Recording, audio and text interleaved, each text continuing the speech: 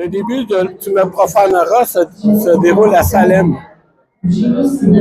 Alors qu'une idole de la Vierge qui est sacrée, elle est volée. Donc, elle est profanée, elle se promène au cours de l'histoire. Donc, au début, ça se passe 3 ans après le procès de Salem. Donc, une sorcière qui était là, qui s'est enfuie, puis elle revient 3 ans plus tard et elle profane une église. Donc, saucisse d'hiver, sorcellerie, ça va dans ces trucs-là, oui. Le solstice d'hiver, c'est une renaissance. Hein? On sait que le soleil semble rester au même endroit 3 jours de temps. Et après, on ressuscite. Donc, les journées commencent à allonger. Donc, on a une résurrection, on a en fin de l'ère. Et ce qui arrive au personnage, c'est qu'elle ne sait pas, mais nous, les lecteurs, est-ce qu'elle est folle ou c'est vraiment hanté chez elle? D'où la passeuse d'encre qui cherche des plus de lumière, un prêtre qui va l'aider.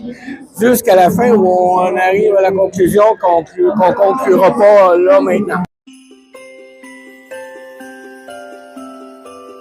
Eh bien, d'abord, Angérium, c'est une histoire, c'est un récit, mais c'est aussi une sorte de jeu, dans le sens que nous invitons les lecteurs à choisir leur personnage préféré. Il n'y a pas un personnage principal, il y en a 10. Ils sont tous colorés, ils sont tous très différents.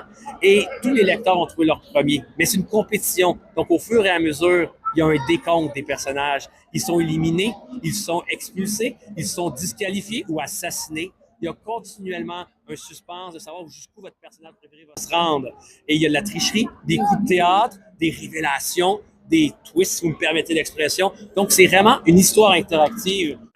Et on invite les gens à voter en ligne. Le premier roman vous présente les personnages, l'intrigue, l'épreuve, les éliminations pour rentrer.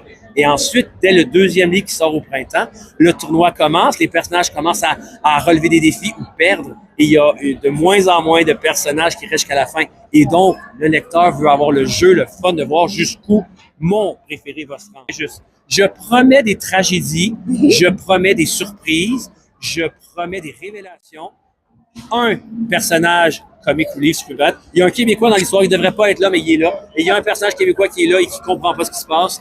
Vous avez des personnages chevaleresques, vous avez des personnages de l'horreur, vous avez un personnage des Mille et une nuits, des personnages mythologiques, des personnages des contes de fées ou de la fantaisie classique. Je l'ai dit, de l'horreur. Vous avez donc des personnages qui sont héroïques ou cruels. Et on ne sait jamais, non seulement est-ce que mon personnage va gagner, est-ce qu'il va